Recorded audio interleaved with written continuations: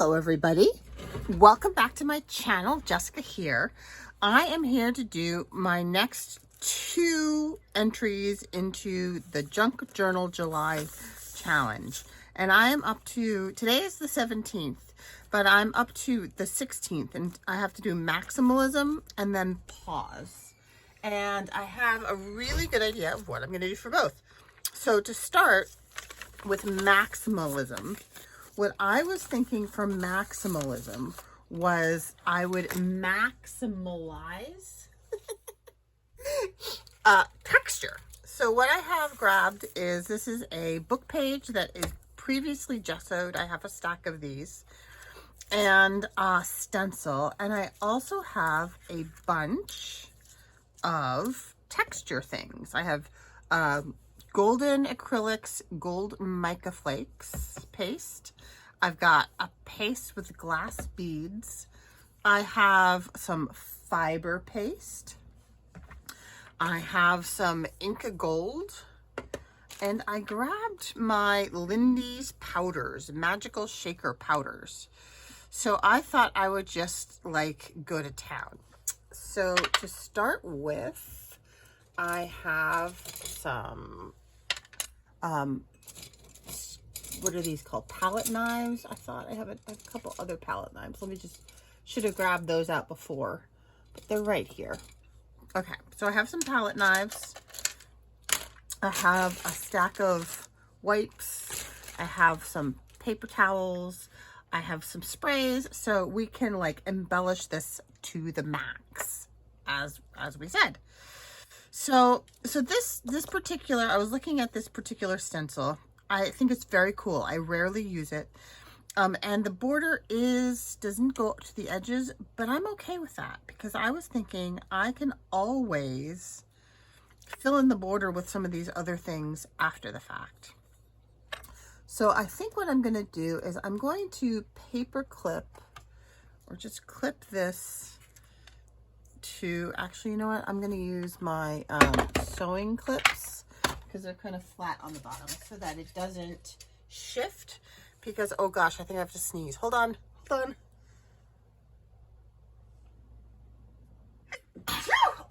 I'm so sorry. It has been, oh my goodness, I'm so sorry. Kind of bad allergies here the past couple days. I don't know what it is that happens to be blooming. We got through the pine tree season. That was really bad. And then we got through, I don't know, it just must be something that's blooming out there. Oh, so sorry. Okay, here we go. So I'm going to start with glass beads. I'm really curious. I used this once before and I can't remember how it worked.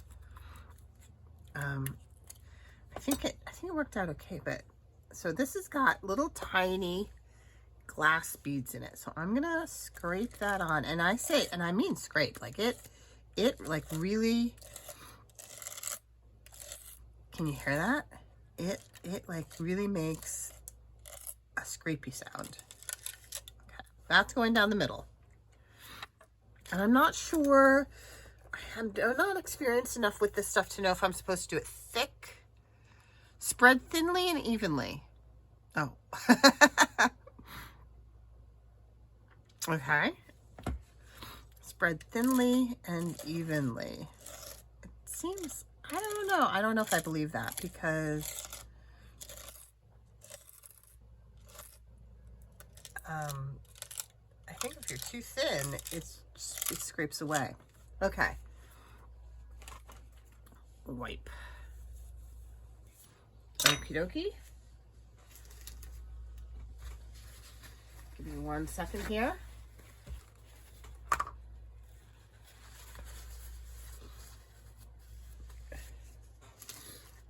Okay, let's do some fiber paste. Ooh, that's nice and thick. What does that say? Apply with a palette knife. Use alone or blend with acrylic mediums or colors. Okay.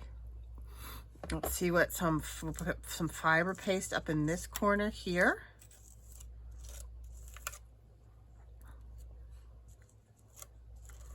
And then we'll use the gold mica down in the corner.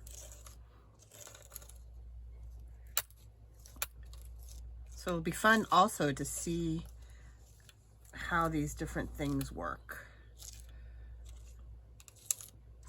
Okay. Oh, sorry. And our gold mica flakes.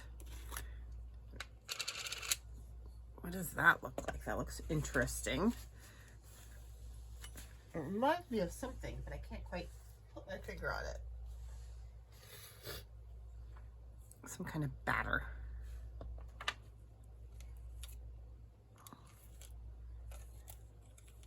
Okay. So I've got my gold microflakes. I've got glass beads and fiber paste. Okay, so let's pull the stencil off because I probably should wipe it down. Wipe that down.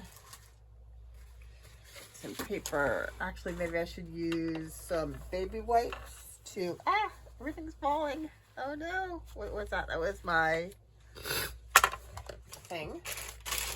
Okay, so I've got some baby wipes at the ready. Oh, you know what? I wonder here. I'm going to grab another one of these as a wipe off. Just wipe that off my mat. Okay, here we go. Reveal.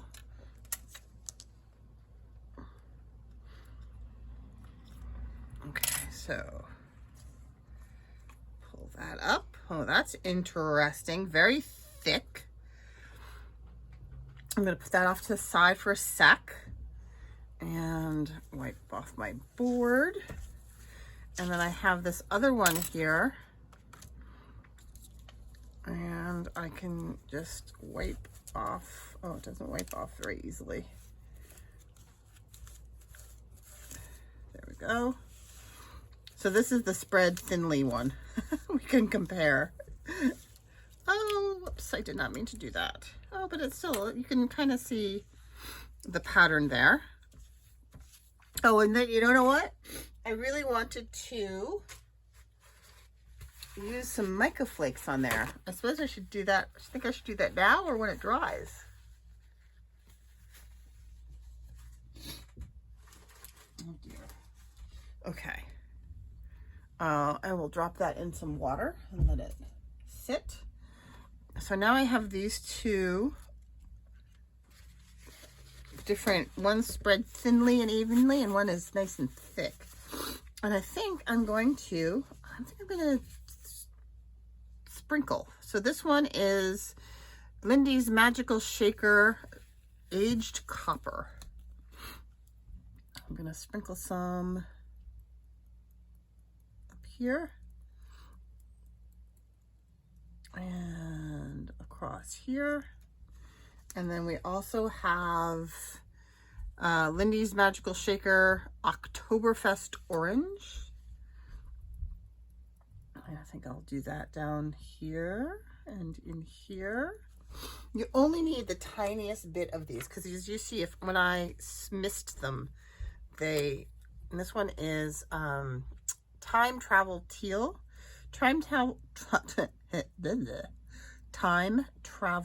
Teal and the orange one. I got them back when I was doing some steampunk kind of rusty marine kinds of things. And then this one here is Antique Bronze. I'm not doing too much. Oops, shoot. Around the gold. Maybe I should. Okay. And then now I am just going to, maybe I'll use my mini mister. Did I grab my mini mister?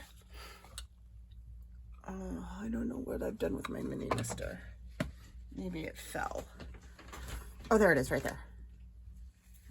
Okay, ready?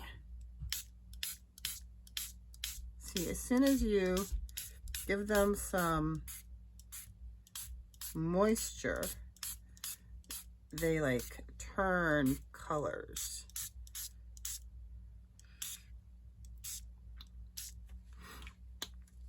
And then I actually have some coffee stain here as well.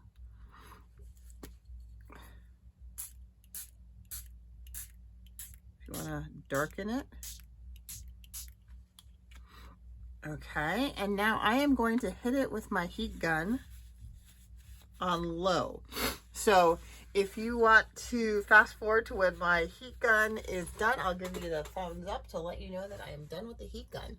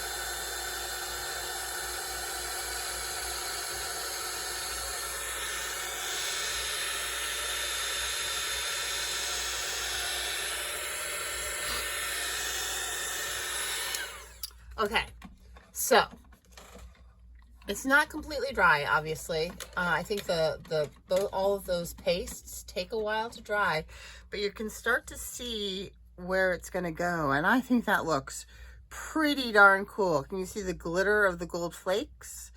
And the glass beads have a little bit of a shine to them, and the fiber paste is pretty matte. And then I love how the Lindy's paste have kind of filled in the in-betweens in kind of random, interesting ways. So yeah, and even this one that only had the really thin one, that would make a really nice background, wouldn't it? So I think those are pretty darn cool. So I will let them, I'm going to put them to the side to dry, and when they are fully dry for my next installment, I will show them to you again because they're very damp on the back side still. So I'm just going to put those aside to dry, but I'm pretty pleased with that, I have to say. And I'm going to wipe off my mat and show you. So the next prompt after maximal is pause, which I have to say is pretty clever on Meg's part, because maximal is like bam, and then pause hopefully will be a little kind of peaceful break from the bam. So I'm just going to give this a bit of a wipe down, and I will show you what I have done in preparation, and that's mostly dry. It's not entirely dry. I didn't use my my Inca Gold, but I think I definitely have to wait till everything's dry if I want to use my Inca Gold.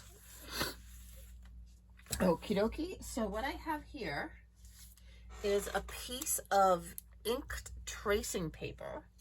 And on this inked tracing paper, on the tracing paper, I have sprayed pretty much a bunch of different distress inks, not oxides, but inks. And I'm just gonna pat it dry a little bit because it's pretty saturated, as you can see. And I just let them sit there, and when it's you can kind of see the different greens. And what I was thinking with this one for pause is one of the things that, there are a couple things that I love to do to relax. One is to go to the ocean and swim. And the other one is to go out to my backyard, and I have a 100-year-old apple tree that's giant in my backyard. And in my giant old apple tree, I have a hanging hammock chair.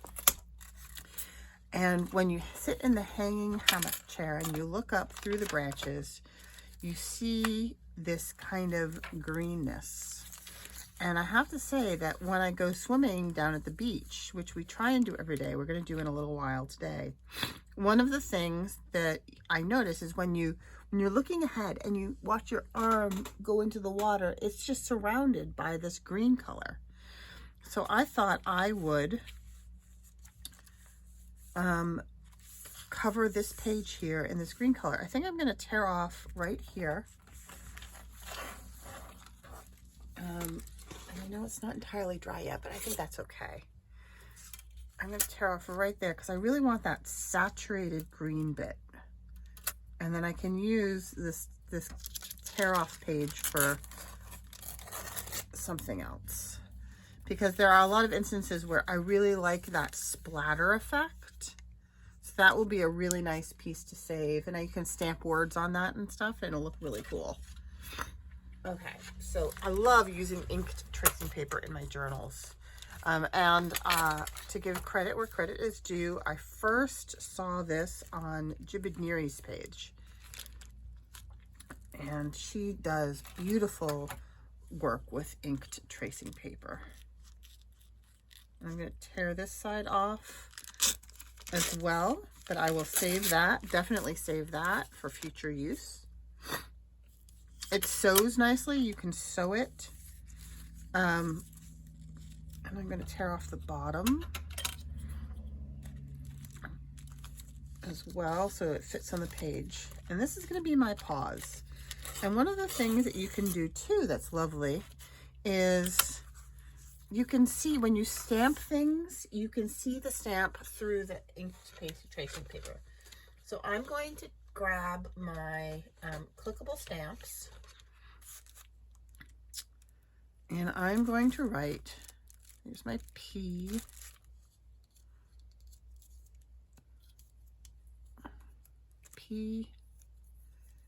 and there's my U, and there's my A, on my S as well, A, S, and I need to find an E. Let's see. There's an E. Can you see I wrote the word secret last? Okay. And let's reassemble this. A, P-A, U, S, E. And I'm just going to grab a piece of foam to stick underneath this because the book's getting a little bulky. And I'm going to use, I have some archival black here.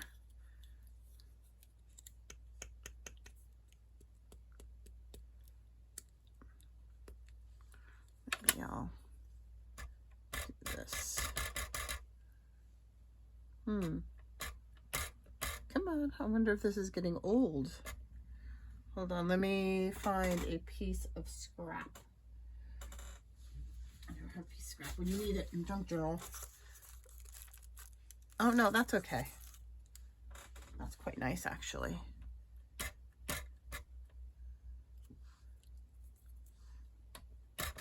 Okay, and right smack dab, I'm going to put the word pause in the center.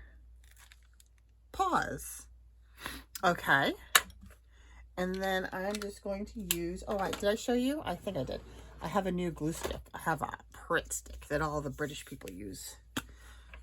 Europeans been so interested in this for a very long time.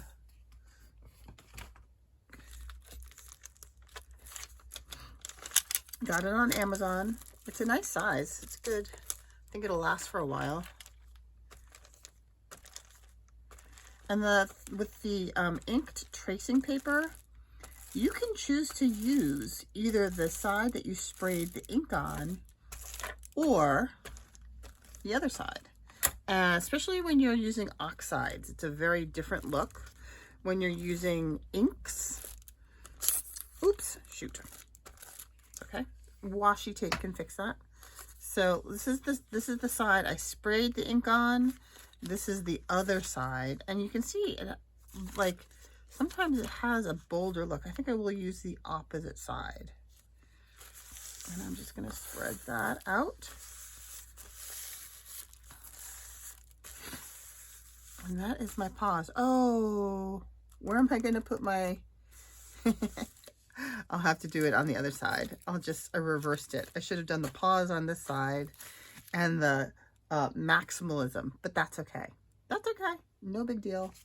And I'm going to use a little bit of this as washi to tape that together.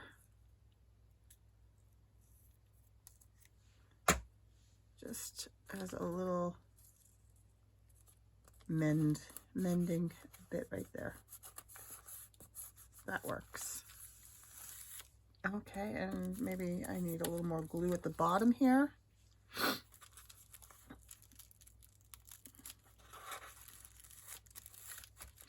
And down along the edge. There we go. And in that corner. And there we go. There is my pause. And here are my maximal texture. And those will have to go on the other page. And I think I'll put this one in the book, and I'm gonna save this one out of the book to use for something, because I really, really like how those came out.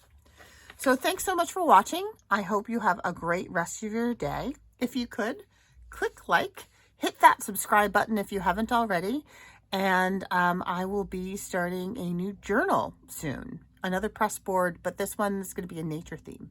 So stick around and keep your eye out for that. Have a great day. Stay safe. Bye-bye.